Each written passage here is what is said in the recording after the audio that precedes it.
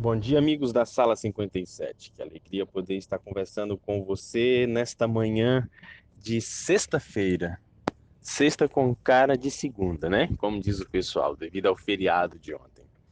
Eu gostaria de hoje poder compartilhar com vocês duas reflexões. Essa é a primeira reflexão, está baseada no capítulo de ontem de 1 Samuel, e depois eu vou fazer a reflexão do capítulo de hoje. Ontem nós estudamos sobre o momento em que Deus manda uma mensagem para o profeta Samuel, para ele passar para o seu servo, o rei Saul, diante de uma investida que era para ser realizada contra os amalequitas. Só para lembrar o motivo de tal ordem que Deus deu a Samuel, quando o povo de Israel estava atravessando o Egito, que estava entrando na Terra Prometida, tinha algumas áreas que, na verdade, toda aquela terra ela já era habitada, mas existiam algumas partes da terra onde havia a necessidade deles passarem, que já tinham povos fortificados. E a região onde eles estavam passando, que os amalequitas tomavam conta, era exatamente uma dessas regiões. E Moisés, ele envia os mensageiros para pedir que eles pudessem passar pela terra sem briga. Afinal de contas, eles estavam apenas de passagem. Mas naquela época, os reis dos amalequitas decidem investir contra Israel e eles guerreiam. E agora, passados alguns anos, o Senhor, então, através de Saul, começa um propósito de execução de vingança. E tem uma coisa que eu quero chamar a atenção e fazer um comentário para você, é que na ordem que Deus dá para Samuel, ele diz que era para passar ao fio da espada todo homem, toda mulher, toda criança, todo animal, tudo, tudo. Não era para deixar absolutamente nada, nada vivo.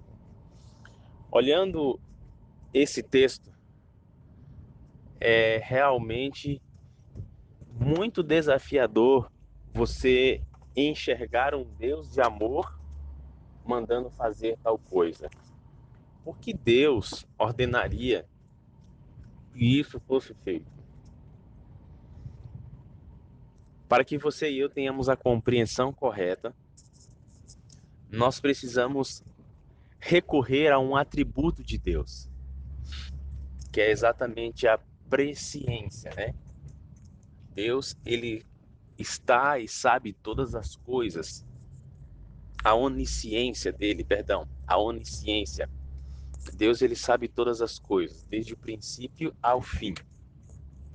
E quando Deus olhou na linha da história, pelos séculos dos séculos vindouros, a descendência dos amalequitas, não haveria possibilidade de salvação para eles. Então, é por isso que Deus manda exterminar toda a nação. E todas as vezes que você olhar Deus fazendo isso, nesse contexto do Antigo Testamento, você pode ter absoluta certeza de que a onisciência de Deus está em ação para poder conter de alguma forma o mal.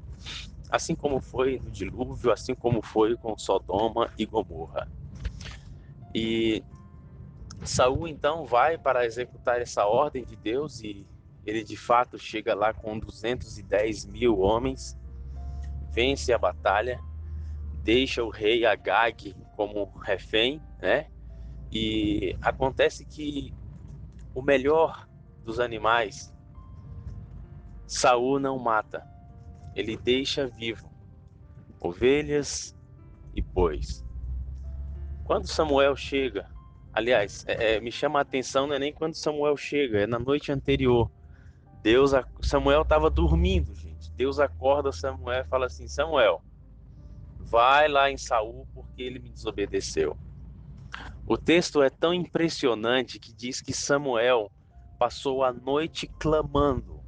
Samuel passou a noite em oração, porque a mensagem que Deus havia dado para ele é que ele tiraria o reinado da descendência de Saul. Essa seria a confirmação daquilo que ele já havia dito pouco tempo antes. Era como se fosse o último teste para Saul, para ver se de fato ele iria obedecer a Deus ou não. Saul fraqueja, ele falha no teste, ele não obedece a Deus, e quando Samuel chega, Saul sai ao encontro dele e diz que havia obedecido, mas Samuel pergunta: e esse barulho de animal, rapaz, o que é isso? Ele, não, esses animais aí é porque os homens queriam separar e guardar esses animais para poderem oferecer ao Senhor. E aí então tem o texto, né, que me chama a atenção, que o Senhor não se agrada de sacrifícios mais do que da obediência. Nossa, que texto lindo, né, amados? Esse texto ele é muito poderoso, ele é muito profundo.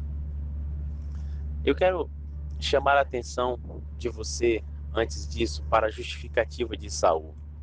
Saul diz que ele fez isso por causa dos homens dele, né, que queriam oferecer um sacrifício ao Senhor e tal.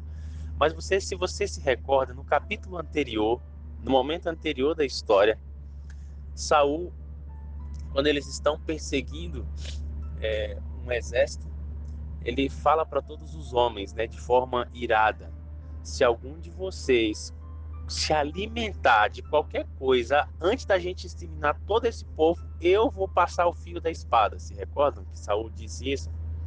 E todos os homens temeram Saul, ficaram com medo dessa ordem dele e fizeram exatamente como ele estava ordenando.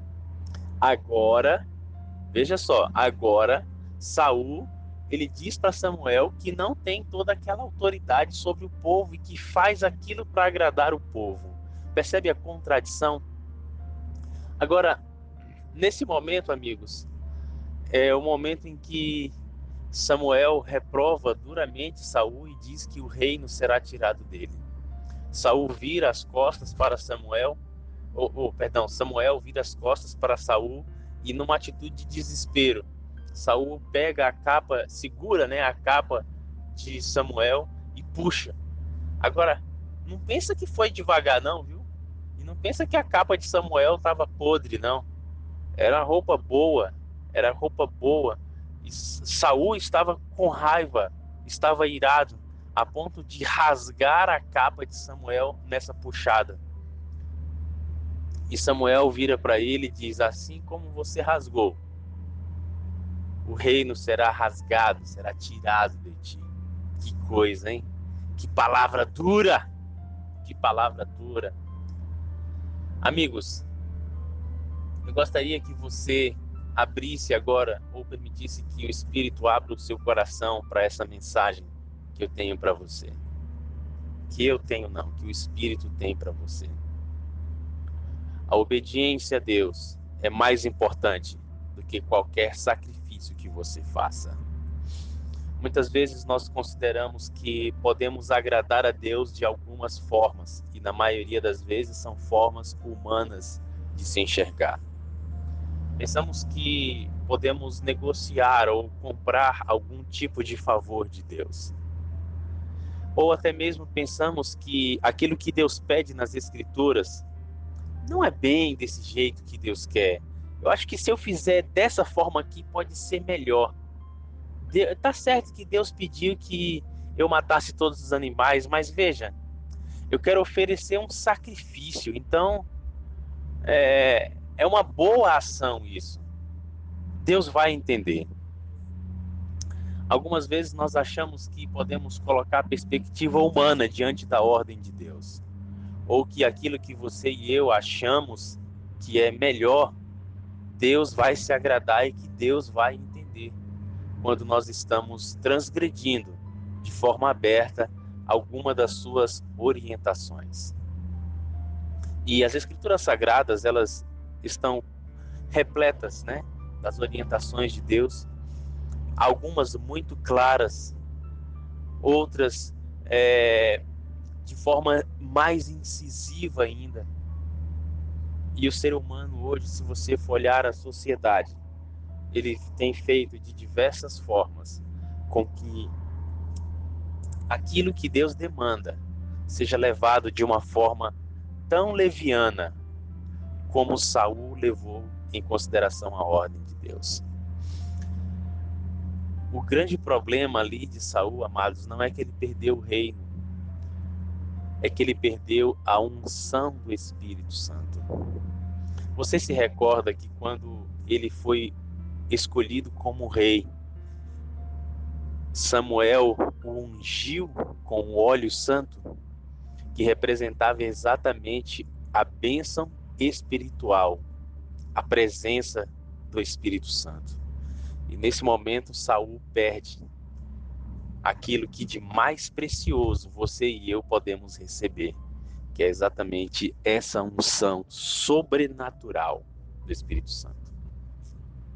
O reino, o trono, era a menor das perdas. A maior perda era exatamente a perda da presença do Espírito. A obediência pode levar você e eu a estarmos em harmonia com Deus. E não somente estar em harmonia, mas também fazer com que a permanência sobrenatural do Espírito seja constante. Deus se agrada mais da obediência do que do sacrifício. Por isso eu apelo hoje ao seu coração, querido amigo, querida amiga que me escuta. Talvez você esteja quebrando um dos mandamentos de Deus, da lei moral de Êxodo 20. Talvez você esteja quebrando outro mandamento em relação à sua saúde. Eu gostaria que você hoje reavaliasse as suas escolhas e entendesse que Deus pede a sua obediência irrestrita. Um grande abraço e nós nos falamos daqui a pouco na sala 57, porque eu vou gravar o outro áudio agora. Hoje você vai ter 20 minutos de reflexão, 12 agora e 8 depois. Um abraço, amados!